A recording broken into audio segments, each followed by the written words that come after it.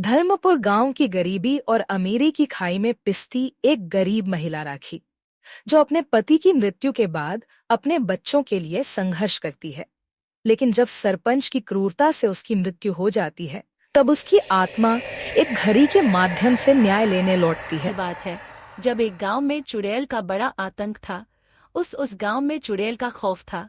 चुड़ैल के नाम से गांव का बच्चा बच्चा कांपता था।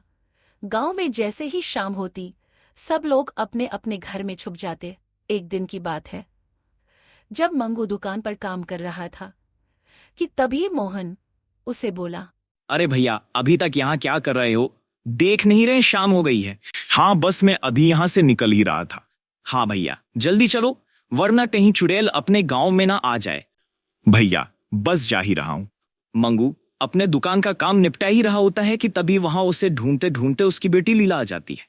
मंगू उसे वहां देख बड़ा परेशान हो जाता है। अरे लीला बेटी, तू यहाँ क्या कर रही है? बाबूजी, मैं तो आपको ही ढूंढने आई हूँ। माँ कब से आपकी राह देख रही हैं और आप घर नहीं आए, इसीलिए उन्होंने मुझे आपको बुलाने भेजा है। ठीक है, ठीक है, चलो जल्दी घर चलते हैं। मंगू और लीला दोनों घर की तरफ आने लगते हैं कि तभी चुड़ैल की आवाज आती है। क्या बात है, गांव में अभी से इतना सन्नाटा छाया हुआ है। लगता है सब मेरे डर से जल्दी सो गए। चुड़ैल की आवाज सुनकर मंगू और लीला की हालत खराब हो जाती है। रात का समय था। गांव में चारों तरफ शांति छाई थी। उसी समय अंधेरे में एक साया लालटेन पकड़े हुए जल्दी जल्दी कहीं चला जा रहा था। लेकिन जैसे ही वह गांव के किनारे पहुंचता है, उसे उसी समय पीछे से एक आदमी रोकता है और बोलता है, कौन हो तुम और कहां जा रहे हो? तुम्हें पता है ना, इस गांव से रात में बाहर जाना मना है, फिर भी तुम जा रहे हो। उस आदमी की बात सुनकर साया पलट जाता है। वह साया कोई और नहीं बल्कि गांव में नया नया आया राजू था। उस आदमी की बात सुनकर बोलता है, भाई साहब, आपने तो मेरी जान ही निकाल दी। भला ऐसे भी कोई रोकता है किसी को? मुझे रात में कहीं जाना है, मैं वहीं जा रहा हूँ। लेकिन उस आदमी पर राजू की बात का कोई प्रभाव नहीं पड़ता और वह गुस्से में बोलता है, तुम कोई भी हो और कहीं भी जा रहे हो, इस गांव के नियमों के हिसाब से तुम रात में गांव से बाहर नहीं जा सकते, इसीलिए तुम्हें वापस जाना होगा। राजू अपने से लंबे और चौड़े आदमी को देखकर घबरा जाता है और वापस लौटने में ही समझदारी समझता है।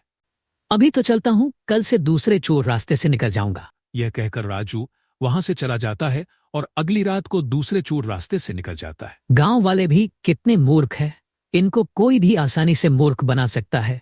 चोर रास्तों पर तो इनका ध्यान ही नहीं होता है, बेवकूफ कहीं के।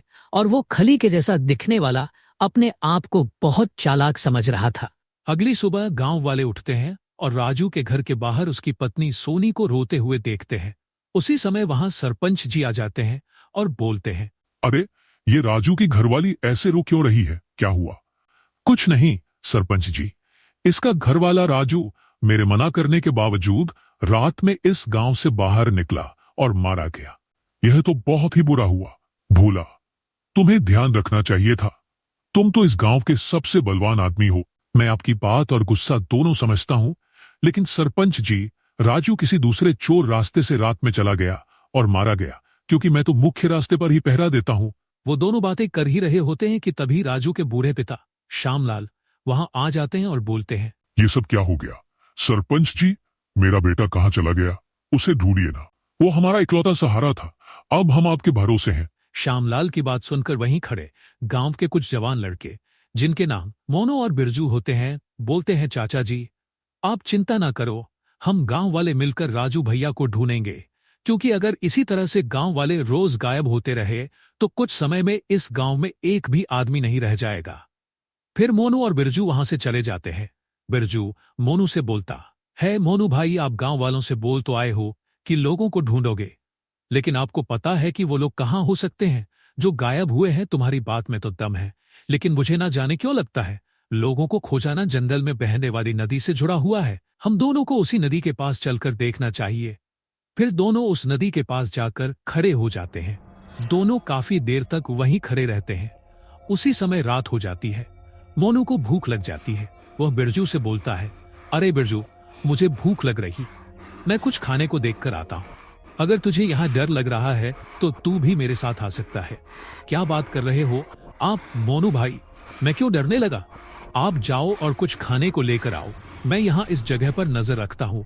फिर मोनू वहां से चला जाता है और बिरजू वही नदी के किनारे खड़ा होकर उसका इंतजार करता है। थोड़ी देर बाद ही नदी में हलचल होने लगती है।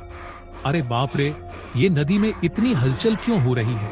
कहीं इस नदी में मगरमच्छ तो नहीं है? मुझे थोड़ा पीछे खड़ा हो जाना चाहिए। ऐसा कहकर बिरजू पीछे हो जाता है।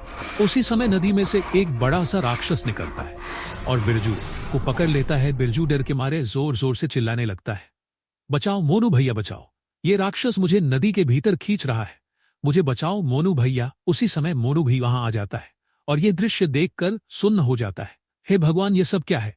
ऐसे तो कभी देखा ना सुना, इतना बड़ा राक्षस लगता है। इस नदी पर कोई शैतानी साया है। फिर मोनू वहां से चला जाता है और एक पेड़ के नीचे परेशान होकर बैठ जाता है। उसी समय वहां पर एक साधु आते हैं। साधु मोनू को देखकर बोलते हैं, क्या हुआ बेटा, इतना उदास और परेशान कैसे बैठे हो? क्या हुआ, कोई समस्या है क्या? बाबा आप यहां से जाओ, आप मेरी समस्या को नहीं सुलझा सकते। मेरे पास आपको देने के लिए कुछ भी नहीं है। बेटा वैसे भी तू हम जैसे साधु को क्या देगा? हम तो साधु होते ही इस दुनिया को देने के लिए है। चल बता अपनी समस्या, शायद मैं तेरी कुछ मदद कर सकूं। मोनू को साधु बाबा की बातों में सच्चाई दिखती है और वह उन्हें रात को हुई दुर्घटना के बारे में बताता है। बाबा मैं रात में खाना लाने नहीं गया होता तो बिरजू की मौत नहीं होती। इस नदी ने गांव वालों के साथ साथ मेरे दोस्त को भी निगल लिया और मैं कुछ नहीं कर पाया। मैं अब गांव किस मुंह से जाऊंगा? तू परेशान क्यों हो रहा है बेटा? जो भी हुआ उसमें तेरा कोई हाथ नहीं था। बेटे ये सब तो उस चुड़ैल का किया धरा है। क्या कहा बाबा? चुड़ैल तो मैंने जो राक्षस देखा, क्या वो चुड़ैल था? मुझे कुछ समझ नहीं आ रहा है, जरा विस्तार से पूरी बात बताइए। तू सच्ची आत्मा है और छोटे बच्चे की तरह साफ दिल का है। तू ही उस चुड़ैल से मुकाबला कर सकता है और अपने गांव वालों और दोस्तों को बचा सकता है। बाबा की बात सुनकर मोनू हैरान हो जाता है और खुश होकर बोलता है, क्या कह रहे हैं बाबा जी? आपकी बातों से तो लगता है कि जैसे मेरे गांव वाले और मेरा प्यारा दोस्त बिरजू जिंदा है। क्या ये सच है? हाँ ये सच है कि तुम्हारे दोस्त जिंदा है और खूनी चुड़ैल के चंगुल में है, लेकिन वह ज्यादा दिन जिंदा नहीं रहेंगे क्योंकि आने वाली अमावस्या के दिन वह चुड़ैल उनको मार डालेगी, क्योंकि उसे लगता है कि अगर वह 100 इंसानों की बलि देगी तो वो अमर हो जाएगी। फिर तो बाबा मैं अभी जाता हूं और उस चुड़ैल से अपने दोस्तों को छुड़ा कर लाता हूं। मैंने इसीलिए तुम्हें प्यारा सा बच्चा बोला था। बेटा तुम उस चुड़ैल से अकेले नहीं लड़ सकते, तुम्हें अपने गांव वालों की मदद लेनी होगी। जाओ और अपने सरपंच को इस बारे में जाकर बताओ। फिर सोनू बाबा से आज्ञा लेकर गांव चला जाता है और सरपंच को बाबा के साथ हुई पूरी बात बताता है, जिसे सुनकर सरपंच बोलते हैं, अगर यह बात सही है तो पूरा गांव तुम्हारे साथ है। हम अपने गांव वालों को बचाने के लिए कुछ भी करेंगे। फिर सरपंच और मोनू गांव वालों के साथ मिलकर जंगल में चले जाते हैं। वहां उन्हें साधु बाबा ध्यान लगाए हुए दिखते हैं। सरपंच बाबा को पहचान जाते हैं और मोनू से बोलते हैं, अरे मोनू से बोलते हैं, अरे मोनू से बोलते हैं, ये तो बहुत बड़े संत हैं, ये तुम्हें कहां से मिल गए? इनके तो दर्शन से ही सारे पाप धुल जाते हैं। उसी समय साधु बाबा अपनी आंखें खोलते हैं और मोनू को पास बुलाते हुए एक त्रिशूल देते हैं और बोलते हैं, यह शिव भगवान का पवित्र त्रिशूल है, तुम इस त्रिशूल को चुड़ैल के माथे पर गाड़ देना। वह साधु बाबा वहां से गायब हो जाते हैं। सरपंची मैं अब उस चुड़ैल को बुलाने जा रहा हूं, आप सब गांव वालों को लेकर छुप जाओ और जब मैं आपको इशारा करूंगा तब आप सब बाहर आकर चुड़ैल पर हमला कर देना। ऐसा कहकर मोनू नदी के किनारे जाता है और जोर से चिल्लाता है। मोनू के चिल्लाने पर नदी के पानी में हलचल होती है और वही खूनी चुड़ैल बाहर आती है, लेकिन जैसे ही चुड़ैल उसकी ओर बढ़ती है वह पवित्र त्रिशूल को हो। यह पवित्र त्रिशूल तो सच में बहुत ही ताकतवर है।